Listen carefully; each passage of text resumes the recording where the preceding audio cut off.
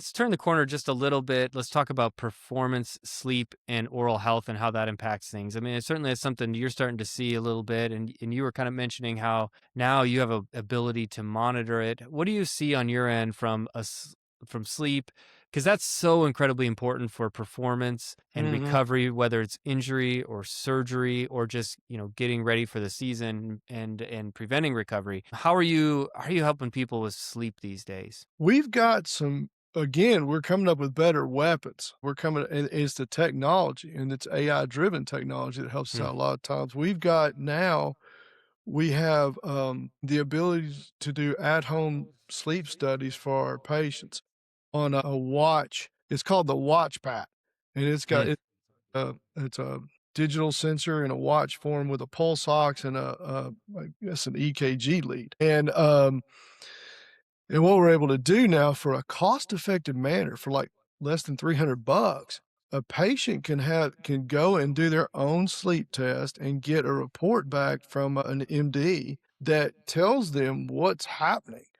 And what it does is it reduces all the friction. You don't have to go to your doctor and get Yeah. referred, and I don't know what all that entails, but I know it's not real fun. But what we're really shooting people towards is we now have oral appliances that are comfortable, that Hmm. advances the mandible, that they can actually wear, as opposed to a big cumbersome CPAP machine, which is good, don't get me wrong, but previously our oral appliances have been just like big old mouthpieces that nobody likes, and they're real expensive, and so the technology's reducing it's reducing the friction across the board, and just to let you know, I'm talking about the older demographic, I'm 56 years old, I'm talking about both guys and girls, 40, 50, 60, 70 years old. Back to the athletic end of things, I'd really love to hear more about what y'all are doing. My boys are college football players, and we know guys that play for y'all at Vanderbilt real well. In the recovery sports athletic end of things, I'd really love to know more about that, and I think there's a real need for us to collaborate and brainstorm more along these lines. Yeah, I mean, I think it's interesting because where I've seen it the most in terms of athletics, maybe not so much. I mean, sleep is obviously a big deal. I haven't seen it as much there from like the mouth guard perspective, but where you've started to see they're doing some studies now with these implantable or instrumented mouth guards that they can Mm, use, and yep, they've done some research surrounding concussions and impact and velocity and change of direction and all those kinds of things. And I'm not really involved on that level, but you see these mouth guards coming out and get handed in because they're mhm, trying to figure out like what is the impact and stuff, and then even thinking about, is there a preventative means? Is there something that mouth guards can prevent? I know we've all seen the Guardian caps when you're watching now NCAA and NFL and even high school, like at mm, that level, mhm, that's become more mainstream. But the impact that potentially putting a device in that can not only measure but maybe prevent, and maybe mm. that seems too much to ask for, but that's kind of where I've seen it the most from a sports performance and more concussion related health perspective. Interested in any thoughts you might have on the future of That that. Yeah, that's actually a super interesting area, and this is a little not off in left field. I'm kind of the crazy AI technology guy, and everybody brings me stuff, and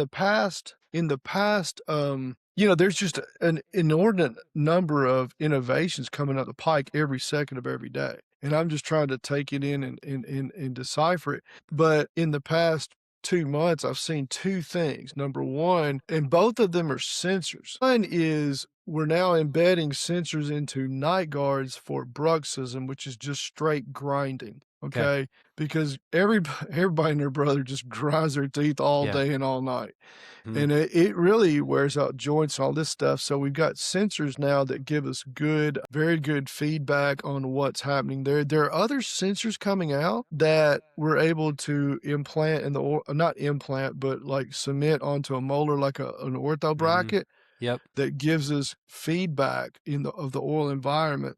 So we're excited along the cost is coming way down, like way down. So makes it affordable, opens up care. This is a little bit off in left field, but I saw where, and they're from Silicon Valley or Stanford or something.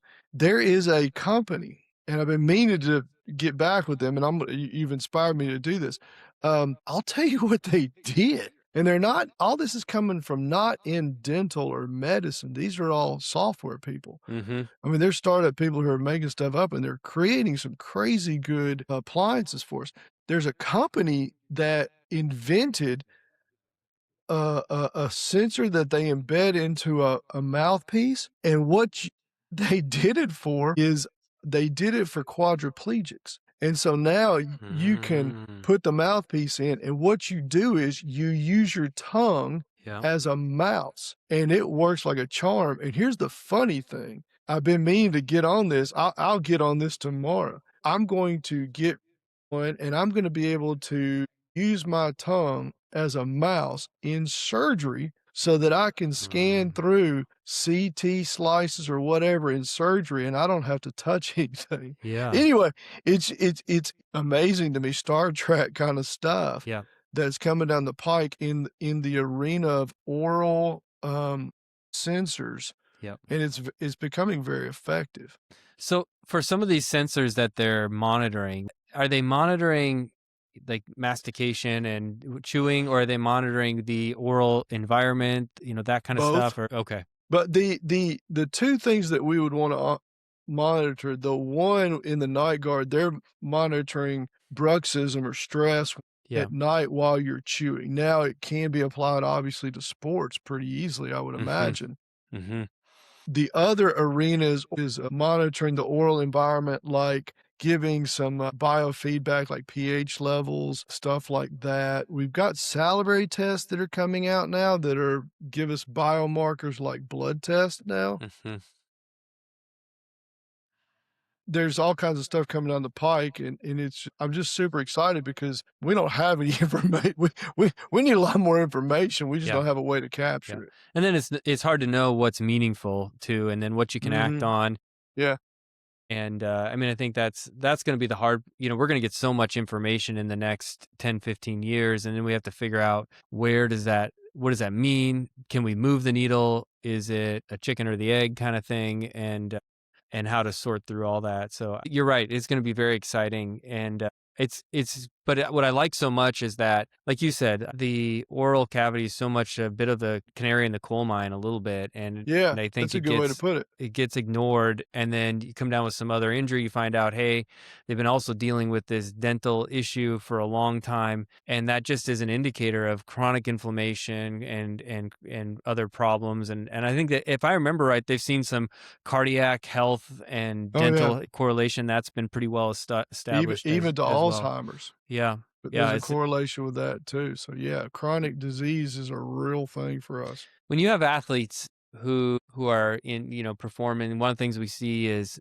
energy drinks, Mm. maybe not performance enhancing drinks, but energy drinks are very popular now, whether it's, the middle-aged surgeon trying to get through the day, or if it's an athlete trying to get up for a 10 o'clock game at night or something like that. Yeah. I mean, I imagine that's got to be a little bit of a challenge when it comes to enamel health, dental Oh, health, yeah. because that's similar to the soda analogy we're talking about. What have you been seeing from an energy drink perspective? Down south, I mean, we just suck in sugar, and, I mean, that's been my battle for 30 years. My dad told me, he goes, "Okay, we just gotta try to get them off sugar." And it's instead of going down, it's gone up. But Hmm. now everybody's starting to realize how bad it is. The one thing with energy drinks per se, it's carbonation is a double whammy because I found that some people really like drinks because of the carbonation, the feel. Well, carbonation's just got a ton of acid and stuff, so it's a like Cokes and Dr. Pepper, just whatever sodas. It's kind of a double whammy. So I it mean, it doesn't matter if it's sugar free. My vice is 0 calorie, Coke well, Zero. Well, and I've learned that people love if I can get them just off of regular Cokes, I feel like we've done a little something. I give out in my office, I literally give out I have a tea drink, Zevia, it tastes pretty good to me. I drink it all the time. It is a regular tea that has no artificial flavor. It's got stevia, Hmm. which is somewhat artificial, I reckon, but it's a net positive. But when it comes down to it, I'm telling you, folks are sucking these things down. Like Mm. even Red Bulls and Monsters, Yeah. those just plain scare me. Yeah. And they will wreck people. Oh, I hate to tell you, Yeah. but if I could get people Right. more on a natural, somewhat more natural, because 'cause they're looking for caffeine, they're looking Mhm. for something. I'm all about substituting habits. There's a group we work with, A Game Sports, is the name of the drink, and it Okay. is they have I'm a Gatorade guy. I grew up on Gatorade. I loved it playing ball, How'd you go to but and drink Gatorade? Isn't that like, mixed alliances right well, it there? was no, I started drinking Gatorade way before I got to UT. Yeah, you're exactly right. But it's just but it's well, my 2 boys, they grew up in the playing at Lipscomb Academy Mm, and football with Dilfer, and they brought in NFL grade nutritionists and trainers. And my 2 boys who are in college now playing college sports, they are really very good at nutrition. They avoid sugar and all that kind of stuff all the time, and they are specimens. They are in a whole lot better shape than I was. And there are guys that they played with that are on y'all's team at Vanderbilt. And nutrition, I mean, this is very good. And so there's kind of in the athletic realm, I think they're coming out with a lot more products now yeah, that are acceptable, yeah. and that kind of thing. But just as a general rule, it's my mission in life to get off of sugar and carbonated drinks. It's a slog. So if I Oh, could man. substitute something, I feel like I've kinda had a little victory. Are you gonna tell me I have to floss next? Is that gonna be the next Oh, yeah, advice? you gotta do that.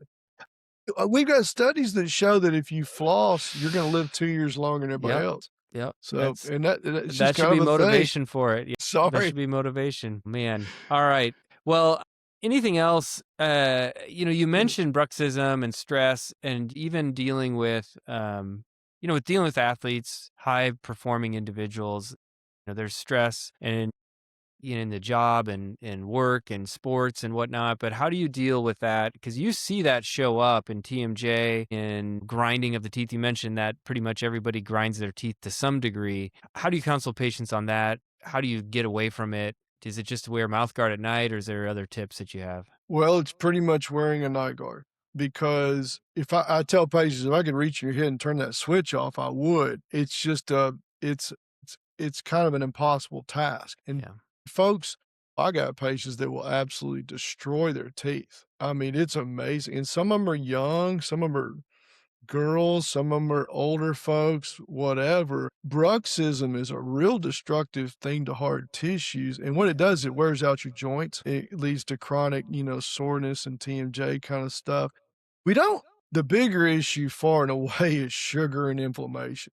I mean, bruxism works, and that's why I'm excited about these oral sensors that are coming out. So now we're gonna have some information. In the sports and athletic arena, because of my boys and because of what we focus on, they're going into sports medicine, and I'm really kind of excited to see what's coming down the pike as far as the technologies that are being Yeah. introduced and those type things. Do you think how much does it affect sleep? I mean, with sleep A fragmentation and bunch, a bunch. a So bunch, in yeah. terms of recovery and stuff, you can actually move the needle if you can wear the night guard to help that Well, and out. I always try to kill 2 birds with 1 stone if I can. And so now with our sleep studies, we've long tried to get people into night guard so they just don't grind off their teeth. And we try to Hmm. get them to relax and ease up on the joints. That's been a problem. But with sleep apnea, us becoming much more aware of that, if I can get them into a snore guard that advances their mandible, Hmm. by default, they can't grind. So Yeah, I'm trying to I kill see. 2 birds with open up the airway, Yep. and I don't know, there's probably and I have to ask some of my buds who know more about this, there is probably a real correlation between, sleep apnea and bruxism. I would imagine that there if you've got sleep apnea, your propensity to grind and clench all night long is probably escalated dramatically. Probably. I don't know, Yeah. that's something I need to look at, but that's the way we're coming. We're just trying to do the best we can to prevent damage, but in reality, we think all these things are gonna lead to longevity and wellness and health. Yeah. Well, that's some great information, and again, I you can't understate the correlation between health, recovery, performance, and oral health. And the thing is it's a pretty. I think what I like, in terms of what you said, is it's pretty simple, really. If you can, Yeah. take care of your mouth and take care of your dental care, floss, brush your teeth daily, things like that. Maybe one thing I want now I want to say, do a fact or fiction or myth buster. Dry brushing. What is up with dry brushing? I hear people talking about dry brushing. I don't know if it's just on TikTok or if it's a trend, but what is that? I think it's just a cutesy whatever. Uh, Okay, I'll tell you what we suggest. This is if I get paid. I think it's just a cutesy thing. Yeah, I don't know if you remember like the charcoal brushing that's out there. is I don't that know if that goes is that if that goes hand in hand. We don't recommend that. And but what I mean, this what I look at is just a simple, straightforward, hey, if I could just get the patient to do this, we're gonna be doing better, which yeah. is if I could get them on an electric toothbrush Mm-hmm. coupled with a baking soda toothpaste, like Arm& Okay. Hammer baking soda, and, we're supposed they taught us in school, beat them over the head about flossing and beat them over the head some more. Well, Mm. that's kind of effective, but not real effective, and so I have a lot of older patients with dexterity, cognition Sure. problems. Yep. Some of them just don't care, you know? Yeah. And if I could get them, I find that it gets their inflammation down a bunch, gets their gum tissues in better shape. The salt, because it's so antimicrobial. If we just get that electric toothbrush and and they can kind of work that Yeah. around, and it's a much more effective thing. That's what I recommend. Try brushing. I think the baking soda toothpaste is just gonna do a lot better. You know what I remember from growing up? I had a very old school dentist, and in the 80s, and so I got a lot of. I think anytime I go in, they're like, "You probably didn't have this many cavities," because I got a lot of silver linings in there. But I remember getting remember the little tabs that you would get, Oh, and it yeah, would the like show where disclosing you, tablets? yeah, Yeah. where you would. Do they do that anymore? Do the kids still get that, or are they missing out? The Or they're last time I saw probably red the dye in there, right? That's probably what it was. we don't do that anymore. We just tell them, "Look, dudes, I'm gonna tell you the last time I saw that or did that, we were at UT, and they made us do it as students, Oh my and gosh. we were trying to scrub our gums off. They gave us a grade on it, and I'm telling you, we scrubbed and scrubbed and scrubbed and then switched with that stuff, and it's good. Well, it is good, to be honest with you, but we don't really do anymore, but we probably oughta. That's great. Oh man, that's gonna bring back some memories. That's like Stranger Things time frame there.